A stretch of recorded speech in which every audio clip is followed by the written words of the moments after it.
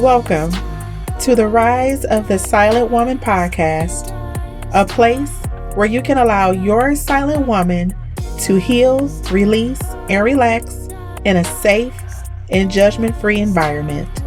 I'm your host, Tennille Davis.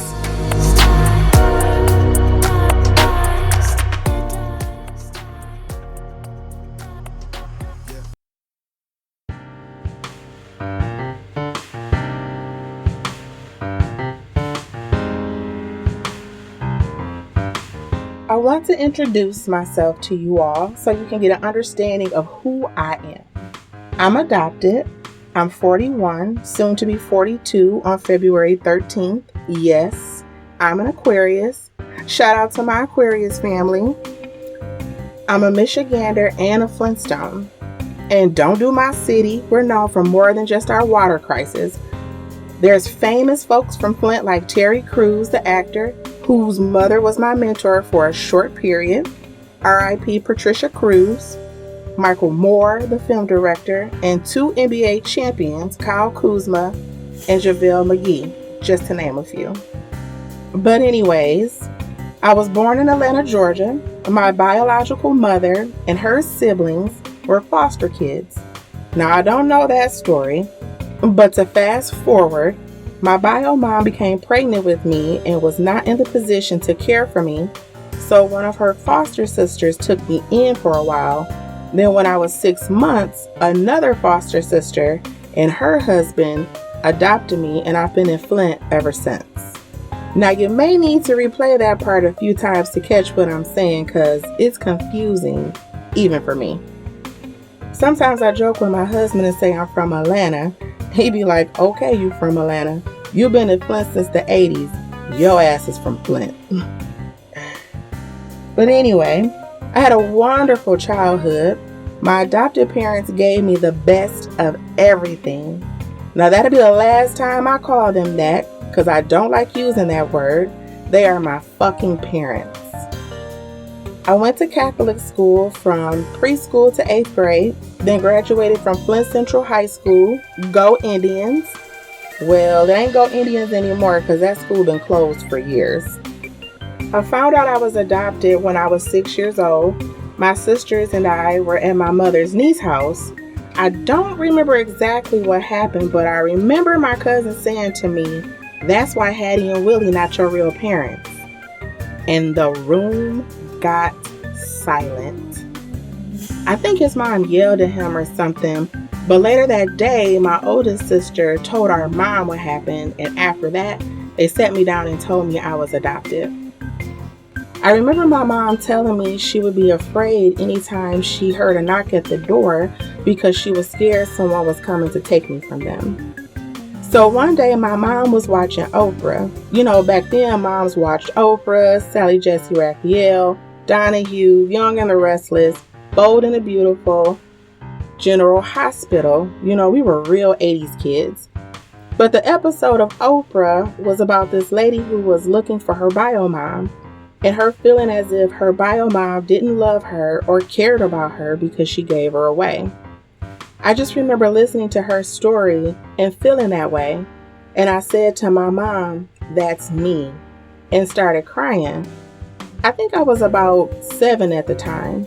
She started crying. I think my sisters were in the room. They were crying. And my mom gave me the biggest hug and kiss and told me they loved me so much.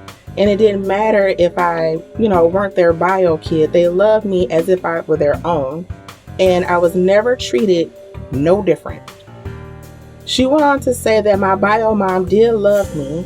She loved me enough to recognize she couldn't care for me and wanted the best for me. She went on to explain that my bio mom used drugs and ran the street, so she wasn't able to care for me. But no matter what, that was my mom, and to never disrespect her. I do have a bio sister. She resides in Georgia. We've known each other our entire lives. So some context, my mom and bio mom are from Atlanta. I don't know if you caught that earlier in the story. So all our people live in Georgia. Shout out to the Whites. That's the family last name. Anywho, we would go down there every summer to visit. And when we were there, the aunt who cared for me the first 6 months of my life always made sure my bio sister and I would see each other. We're 14 months apart, and she's older, by the way. I met my bio dad when I was 17. He lived in Atlanta as well. He reminded me of Fred Sanford, from Sanford and Son. They call him the junkyard man, and he looked like it too. The encounter was awkward as hell. We kind of just stared at each other. Then he finally said, "You look like Queen Latifah." I was thinking, what the fuck? I don't. And this is so weird. He reached in his pocket and gave me $20 and said, "If you go to the mall, take this and buy yourself something." Now this was in 99. What the hell was I going to buy at the mall for $20? You asked did I take the money? Of course I took the money. I was 17. Well, later that year, my mother told me he passed, and I asked, how come no one had told me sooner? She said the way the message was relayed to her, it was like they didn't have nothing big, so it really wasn't no need for us to come down there. I felt robbed in a way. I had so many questions I should have asked when I had the chance. I felt like, how dare someone make that decision for me? Even if it wasn't anything big, that would have given me the chance to connect with his family. I was so pissed that opportunity was taken from me. I wasn't mad at my mom because she was just a messenger, but I was mad at the sender. At 21, I found my bio mom. After meeting him, it really made me want to meet her. I found out she was in jail, so I got the info and wrote her. I wasn't sure how she would feel or even if she would write back, but I had to try, I just felt like that was for me. And what do you know? She wrote back, and I was really excited. She thought I hated her and wanted nothing to do with her, but that wasn't true. I had questions, and I wanted to get to know her and my family's history. I got the chance to meet her a year later. I told her we were coming down there, and she put me and my bio sister on her visitation list. So my bio sister and I caught the bus and went to go see her. It was weird meeting her like that. It was the classic glass partition with the phone deal. So no hugs, no contact, and most important, there was no judgment. We kept in contact a bit after that. She wrote and said she was being released, and once she did, the letters stopped. We eventually got back in contact, but this time was by phone. She wasn't in jail, but at a rehab facility. She was telling me she was trying to get her life on track and that she had a job and wanted to see me again and her grandbabies. By then, I had 2 kids. Needless to say, that interaction never happened, and it would be years later the next time we spoke. It was a year after my mother passed. It was the first Mother's Day without her, and of course, I was down. Mother's Day for me are not the same since she's passed. However, it was Mother's Day, and I was watching TV when I received a 3-way call from my bio sister and mom. They were calling to tell me Happy Mother's Day.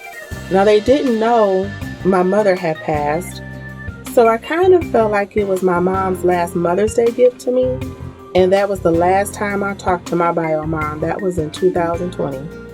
I couldn't imagine how my life would have been. My life could have totally went the other way, especially with my bio mom running the streets and using drugs. I appreciate and love her for not subjecting me to that life and how hard it must have been for her to give me up for an adoption. I've only ever met a few adopted people and have found their stories very interesting. For instance, I knew this one guy who didn't find out until after his father died. He said he was helping his mom look for their life insurance policies when he came across the paperwork for the adoption. He said he was devastated, and on top of that, his mom was trying to deny it by saying it was paperwork the hospital made you fill out back then. He was in his 40s at the time he found out. I'm so glad I found out way back then. The way I found out was fucked up, but I'm glad I knew, because I know me, I would have probably been pissed and would have never spoke to my family again because I would have felt like my life was a lie. So some will say maybe it's for the protection of the child. Yeah, I get that. But who makes that decision?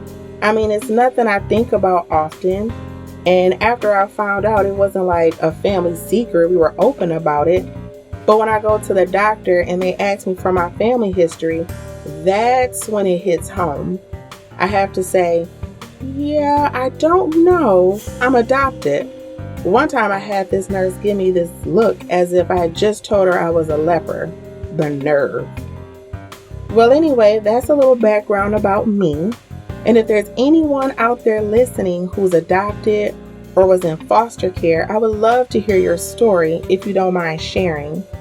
If you want to send an email because you don't want to share your story on any socials, you can email me at theriseofthesilentwoman@gmail.com.